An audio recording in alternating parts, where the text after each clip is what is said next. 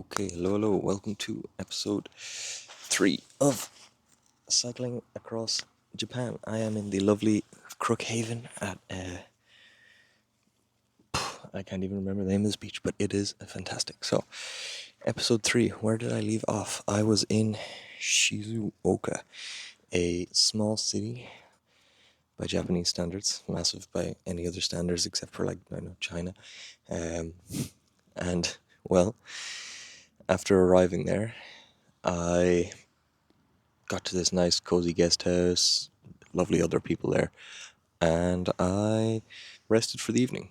Uh, I had a few things to do there, recommendations from the camera crew and recommendations just from, you know, travel books and Japanese knowledge.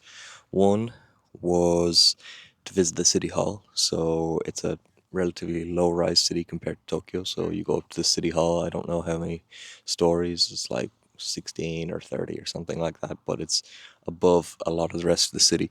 Um, so I went there actually twice in the end.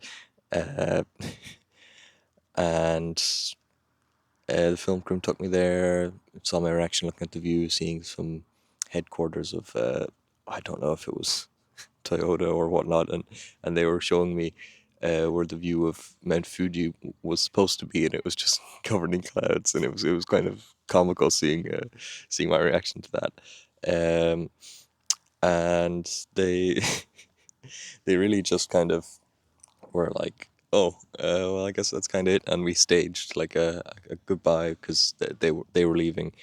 So that was kind of the end of the film crew with me. To which I did miss their company, but it was nice to be kind of alone and able to mingle with other travelers for a while. So, uh, the other things on my list were to try, believe it or not, bread, because I was at this stage about 4 or 5 weeks into traveling, and I just hadn't had like real bread.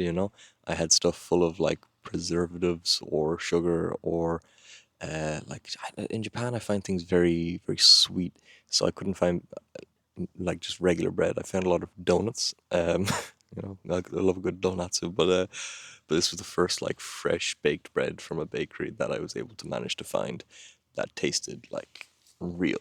Something you could taste the yeast off of. It was unbelievable.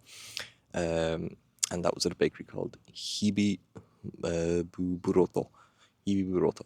Absolutely 10 out of 10, like, best bread I've ever had in my life. And then I had, time to socialize with some other guests. So we had a cycle around the city, um, saw like an old castle ruins. There was kind of just the big stones built up at the bottom of it, and that was more or less the ruins with some kind of deeper trenches and nice koi fish. Again, super hot day, so just chilling, cycling around with a few people was perfect.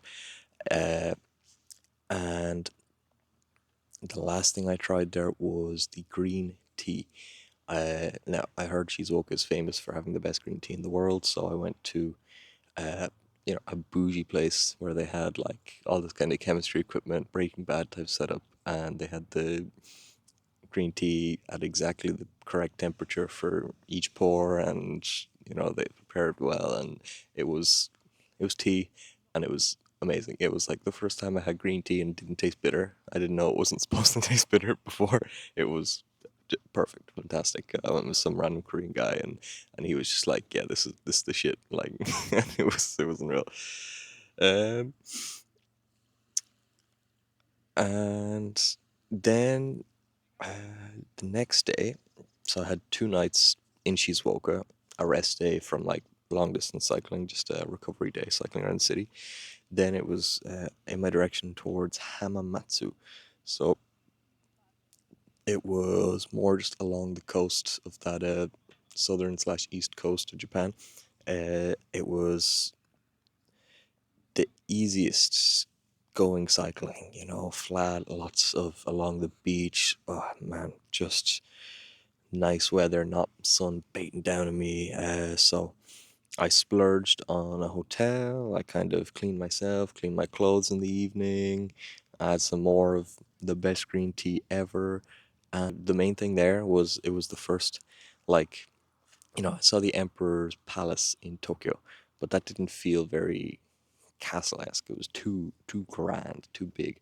So the Hamamatsu Castle was a bit like the Osaka Castle. I'll have a photo inserted here.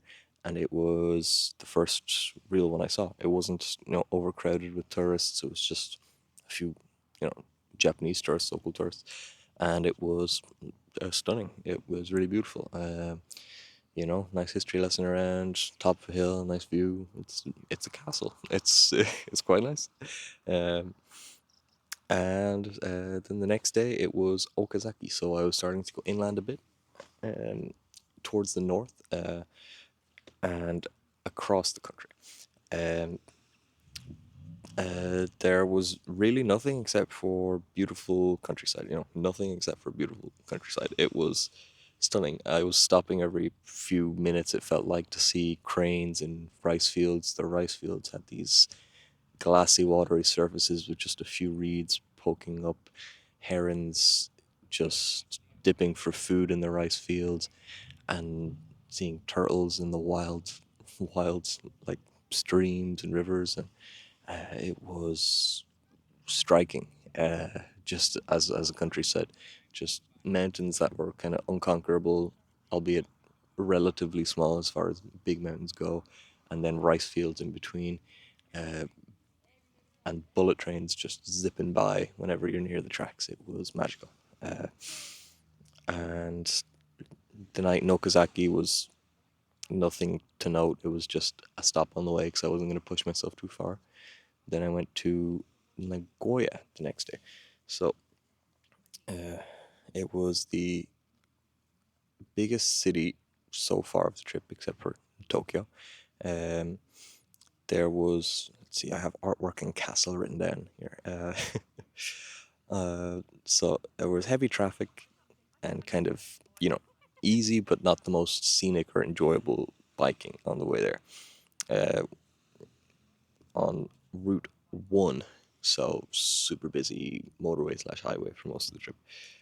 But anyway, when I was there, I visited the Atsuta Jingu and Narumi shrines on the way, and they were lovely. Especially I think Narumi Shrine had the kind of string of torii gates, a bit like you see in Kyoto, but nobody else there. Not the same scale, but nobody else there. So you just kind of can have it to yourself. Um, and while I was in the city, I visited what I will say is the most impressive castle of the whole trip. Even better than Osaka Castle or the Emperor's Palace, or particularly um, anything equivalent in Kyoto as well, which says a lot. So to set the scene about it, it was reconstructed. So it had burnt down, and it was reconstructed with golden leaf artwork in the Emperor's quarters of the castle grounds. I made friends with the security guy who was taking my photos and chatting with me for ages. Um, and he was explaining to me how it had burnt down, it was all recreated, and the thing is you were allowed to take photos here, whereas in some of the other golden leaf ones, in particularly in, I believe, Kyoto, you can't take any photos. So you can kind of take photo, appreciate it, and maybe it was just my personal experience on that day because the sun was beaming through and hitting this golden leaf, and it was like, it's like I could have believed they were god if I was a samurai back in the day. uh, so I made friends with this guy, and then ran into him in Starbucks afterwards because I was kind of hiding away from a storm uh, that had rolled in, as they do in Japan. And we ended up talking about the Japanese Alps and Enya.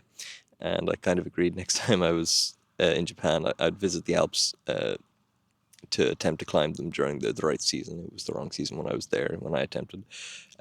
And of importance to any influencers, you know, yes, you can take photos there, but you can't in other places. I feel like Nagoya is totally overlooked. Like, not so much a hidden gem because there are plenty of tourists there, international and whatnot. But I would say it's definitely worth much more of a stop than people give it credit for. I believe, I'm just checking the time I've been recording there. I believe I'll leave it there for this episode. The next episode, I'm going to talk about going to Lake Biwa. So cutting from Nagoya across the country further through forests, stopping at temples on the way, meeting an English guy, and seeing sunset at the lake, as well as talking about my experience with some spiders and my crappy tent. Okay. Until next time.